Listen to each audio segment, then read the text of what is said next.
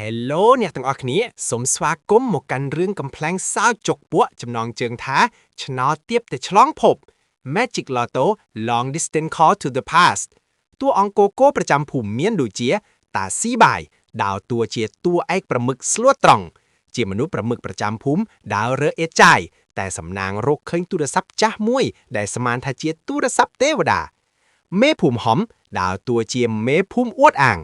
មេភូមិដែលចូលចិត្តអួតថាខ្លួនអញចេះដឹងរឿងបុរាណតែតាមពិតជាមនុស្សលោភលន់និងខ្លាចប្រពន្ធយាយឡប់ដើរតួជាគ្រូទាយបោកប្រាស់យាយគ្រូទាយដែលចេះមន្តអាគមបោកប្រាស់ចូលចិត្តប្រើភាសាបុរាណคล้ายៗដើម្បីបោកលុយអ្នកភូមិអាក្រឹមដើរតួជាអ្នកថត TikTok ភូមិ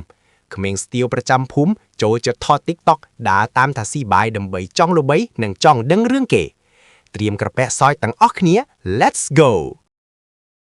ថ្ងៃត្រង់កម្ដៅ Jazz តាស៊ីបាយដាវត្រេកត្រូតកាត់វាលស្រែស្រាប់តែជើងជន់ភក់ក្បែរអាចគោគាត់អោនទៅមើលឃើញទូរស័ព្ទ Nokia 33មកអុយមួយគ្រឿងគ្របដោយភក់តែនៅភ្លឺផ្លេតគួរឲ្យឆ្ងល់គាត់ចាប់ដាំជូតទូរស័ព្ទនឹងអាវកខ្វក់រត់សើកម្នាក់ឯងដូចមនុស្សឈួតព្រោះគិតថាជារបស់ទិព្វធ្លាក់ពីលើមេឃអាគ្រឹមឃើញដូច្នោះក៏រត់មកថត TikTok ទាំងមាត់ស្រែកសួរថាតើឯងលើបានអីហ្នឹងតាស៊ីបាយលើកទូរស័ព្ទបង្ហាញទាំងមោទនភាពរួចនិយាយថាអាគឺម៉យនេះជាកញ្ចក់ទិព្វទេវតាអីតាទុកសម្រាប់ទាក់ទងជាមួយអតីតជាតិស្រាប់តែទូរស័ព្ទនោះរោតឡើងសំឡេងយ៉ាងខ្លាំងបនលើសំឡេងដូចមន្តអាគមបុរាណធ្វើឲ្យអ្នកទាំងពីរភ័យលោតកឆេងតាស៊ីបាយចុចទទួលទាំងឡៃញ័រទៅត្រើតហើយដាក់ទៅជីកស្ដាប់សំឡេងម្ខាងទៀតបនលើឡើងយ៉ាងក្រលួយថាយើងជីមេតបអង្គរកំពុងត្រូវការកូអ៊ឺឌីនេវាលោកសត្វឯណាស្បៀងយើងតាស៊ីបាយភ័យពេកឆ្លើយថាលោកម្ចាស់អើយខ្ញុំមានតែស្រានិងក្បាលត្រីព្រៃទេអាក្រឹមដៃឈោក្បាលលោកបាល់ភ្នែកធំរួចខ្សឹបប្រាប់តាថាប្រហែលជីមេតបចង់ប្រាប់លេខឆ្នោតឲ្យតាស៊ូគាត់មើលលេខប៉ុន្មានមកដល់ផ្ទះមេភូមិតាស៊ីបាយស្រែកហៅមេភូមិអើយមេភូមិទេវតាប្រាប់លេខឆ្នោតមកហើយមេតបបុរាណហៅទូរស័ព្ទមកខ្ញុំផ្ទាល់តែម្ដងមេភូមិហំកំពុងដេកលើអង្រឹងឬដូច្នោះក៏ធ្លាក់ពីលើអង្រឹងផ្ងាជើងមេភូមិហំដាល់មកមើលទូរស័ព្ទរួចអួតថារបស់នេះជារបស់បុរាណមែនខ្ញុំធ្លាប់ឃើញក្នុងសពិនកាលពីយុគមិញឯងពិតជាមានសំណាងណាស់តាស៊ីបាយប៉ុន្តែត្រូវចែកគ្នាខ្លះទើបមានសេរីសួស្តីពួកគេទាំងពីរណាចាប់ផ្ដើមពិភាក្សាគ្នាពីរឿងលេខ89និង05យ៉ាងកដៅគគុករហូតដល់មេភូមិបញ្ជាឲ្យកូនចៅទៅហៅយាយឡប់គ្រូទាយមកជួយវិភាគបន្ថែមហូយយាយឡប់មកដល់ទាំងស្ពាយថងយ៉ននិងកាន់អំបោះចុងដៃពេញខ្លួនគាត់សម្លឹងមើលទូរស័ព្ទ Nokia នោះដោយកែវភ្នែកក្រឡែតគាត់ប្រកាសថានេះជាថ្មមន្តអាគមដែលបាត់បង់រាប់ពាន់ឆ្នាំមកហើយយាយឡប់ចាប់ផ្ដើមសូត្រមន្តដាក់ទូរស័ព្ទរួចទូរស័ព្ទរត់ម្ដងទៀតសំឡេងមេតបដដែលស្រ័យថាអាវុធយើងលាក់នៅក្រោមដីវាស្រែក្បែរដើមថ្នោតធំចូលទៅជីកយកមកសម្លាប់សត្រូវយាយឡប់បោះស្រាយភ្លាមថាលោកមេតបមិនមែនឲ្យអាវុធទេគឺគាត់ឲ្យទៅជីកយកមាសដែលកប់ទុកតាំងពីចំនួនមុនព្រោះលេខឆ្នោតវាចេញពីមាសនឹងឯងមេភូមិឮថាមានមាសក៏ភ័យអញ័រដើមទ្រូងរួចបញ្ជាឲ្យអាក្រឹមទៅប្រមូលអ្នកភូមិមកជួយជីកដៃនៅវាលស្រែតាស៊ីបៃអ្នកភូមិម្នាក់កាន់ចប់កាប់ប៉ែនិងកន្ត្រកមកជួបជុំគ្នាដូចមានបុណ្យភូមិអាក្រឹមឆ្លៀតឱកាសនេះ live វីដេអូ TikTok ចំណងជើងថាអាថាកំបាំងទូរស័ព្ទមេតបនិងកំណប់មាសធ្វើឲ្យមហាជនចូលមើលរាប់ម៉ឺនអ្នកក្នុងរយៈពេលប៉ុន្មាននាទីអ្នកភូមិចាប់ផ្ដើមជជែកគ្នាផ្អើលពេញភូមិអ្នកខ្លះចង់បានមាសទិញឡានអ្នកខ្លះចង់បណ្ដុលធនាគារឯតាស៊ីបាយវិញចង់បានតែស្រាមួយឡាំងប៉ុណ្ណោះពួកគេទៅដល់វាលស្រែដែលមានដើមថ្នោតធំមេភូមិហំបញ្ជាឲ្យគ្រប់គ្នាជីកដីក្បែរនោះយ៉ាងជោគចិត្តទុកដាក់សំឡេងចាប់កាប់ប៉ះដីលន់លីស៊ូខ្លាំងលេឡំជាមួយសំឡេងស្រែកហូរកជ្រាវតាស៊ីបាយអង្គុយក្បែរដើមថ្នោតកាន់ទូរស័ព្ទជាប់ដៃរងចាំការណែនាំបន្តពីមេតបបុរាណស្រាប់តែទូរស័ព្ទរត់ម្ដងទៀតតែលើកនេះសំឡេងរអាក់រអួលដោយមនុស្សចិត្តដាច់ខ្យល់មេតបស្រែកថាជីកឲ្យជ្រៅជីកឲ្យដុតក្បាលនេះបើមិនឃើញទេយើងនឹងដាក់ទំនាឲ្យអ្នកភូមិដេកមិនលុកពេញមួយជីវិតតាស៊ីបាយភ័យពេកស្រែកប្រាប់អ្នកភូមិឲ្យខំជីកឋានទៀតអ្នកភូមិម្នាក់ចំពប់ជើងដួលអុកគូតលើដំបូកបណ្ដាលឲ្យហ្វូងអង្ក្រងធ្លាក់មកខំពេញខ្លួនធ្វើឲ្យគាត់រំវងកណ្ដាលវាលស្រែភាពច្បោកច្បល់ចាប់ផ្ដើមកើតមានព្រោះគ្រប់គ្នាខំជីកដៃបាញ់ភក់ដាក់គ្នាទៅវិញទៅមកមេភូមិហំតែឈោបញ្ជាក៏ត្រូវបានភុកខ្ទាតចូលមាត់រហូតដល់ថប់នឹងហាមស្ទ័រដែលខ្ចោស្លាប់គាត់ខឹងខ្លាំងណាស់តែមិនហ៊ានឈប់ព្រោះចង់បានមាសពេក យាយឡប់អង្គុយបាច់អង្គសោតមុនបណ្ដាដៅរឹកខ្យល់ของរណ្ដៅបណ្ដាធ្វើឲ្យអ្នកភូមិអស់សំណាជាខ្លាំងតែគ្មានអ្នកណាហ៊ានសើចលឺខ្លាចមេភូមិខាំង ជីកបានបន្តិចស្រាប់តែចប់កាប់ម្នាក់ភូមិម្នាក់ប៉ះរបស់រៀងមួយយ៉ាងលន់សូកឹង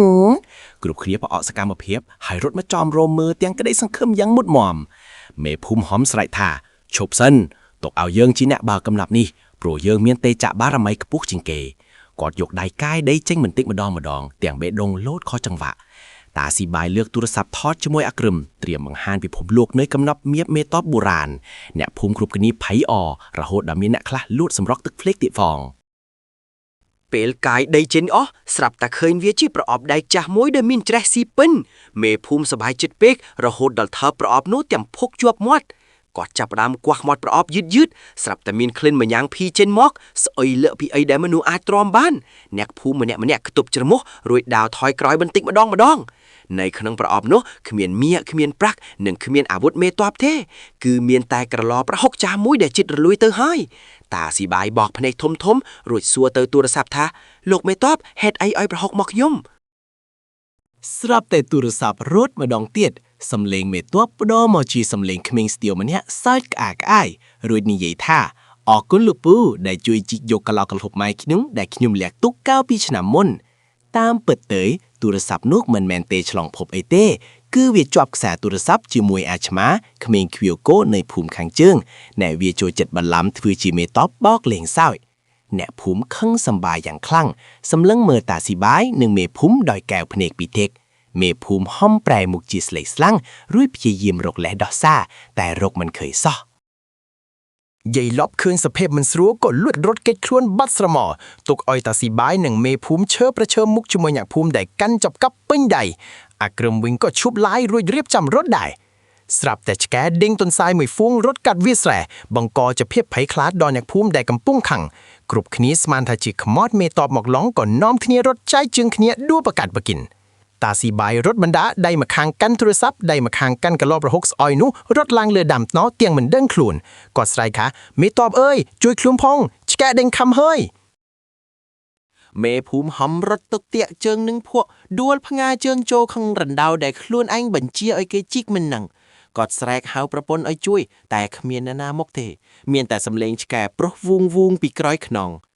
អាក្រឹមដែលកំពុងរត់ក៏ជ្រុះទូរស័ព្ទចូលក្នុងកលាប់ប្រហុករបស់តាស៊ីបៃបណ្ដាលឲ្យទូរស័ព្ទខូចបាត់បង់វីដេអូ TikTok ដែលខំថតមកទាំងអស់គាត់យំផងសើចផងដូចមនុស្សបាត់បង់ស្មារតីភាពវឹកវរពេញវាលស្រែបានคล้ายជាទឹកភាពកំផុសបំផុតប្រចាំឆ្នាំដែលគ្មានអ្នកភូមិណាបំភ្លេចបានឡើយម្នាក់រត់យកប្រាជីវិតរៀងខ្លួនទាំងខ្លួនប្រឡាក់ភក់សាច់ក្រោយពីហត់នឿយនឹងការរត់តាស៊ីបាយចុះពីលើដាំត្នោតវិញទាំងញ័រជើងគាត់មើលទៅទូរស័ព្ទ Nokia នោះរួចនិយាយទីថាអាទូរស័ព្ទចង្រៃធ្វើឲ្យអញស្ទើរដាច់ខ្យល់ស្លាប់ដោយសារប្រហុកគាត់សម្រេចចិត្តបោះទូរស័ព្ទនោះចោលចូលក្នុងស្រះទឹកតែចៃដុនវាទៅចំក្បាលអាឆ្មាដែលកំពុងហែលទឹកលេងនៅទីនោះអាឆ្មាស្រែកជុំរួចរត់ឡើងមកជេរតាស៊ីបាយផ្អើលភូមិ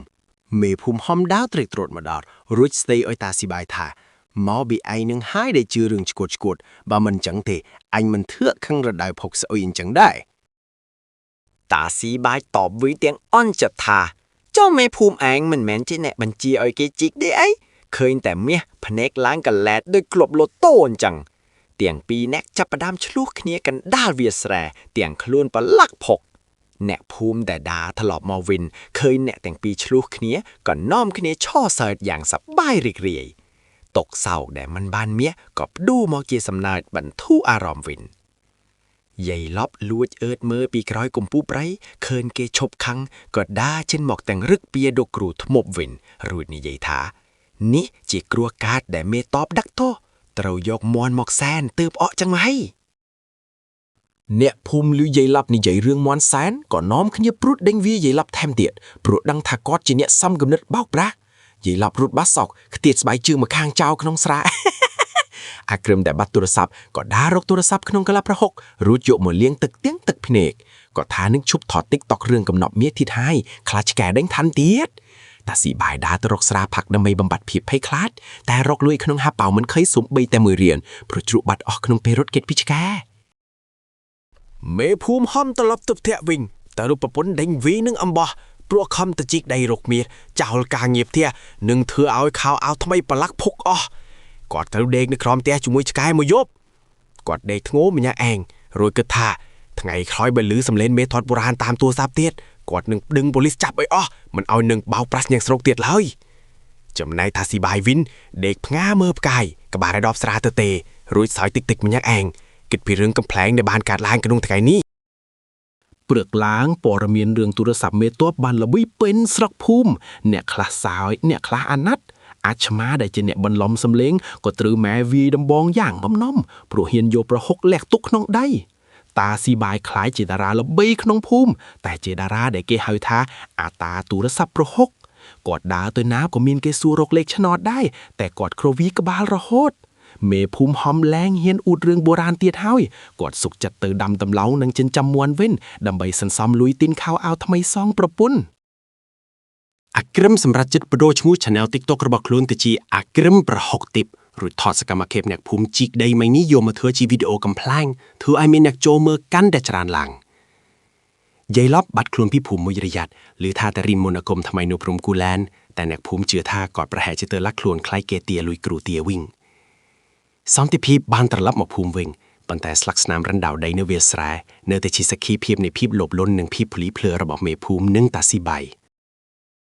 រឿងរ៉ាវបានបញ្ចប់ដោយតាស៊ីបាយដើររើអេតចាយដូចដើមស្រាប់តែគាត់ឃើញវិទ្យុចាស់មួយទៀតគាត់បំរុងនឹងរើសតែនឹកឃើញរឿងមុនក៏យកជើងទាត់ចោលចូលទឹកស្រះតែម្ដងស្រាប់តែមានសំឡេងឆ្កែព្រុសពីក្រោយខ្នងតាស៊ីបាយស្ទុករត់ធ្លាក់ក្នុងភុកម្ដងទៀតធ្វើឲ្យអ្នកភូមិដែលឃើញនាំគ្នាសើចផ្អើលពេញភូមិជាថ្មីគាត់ស្រែកថា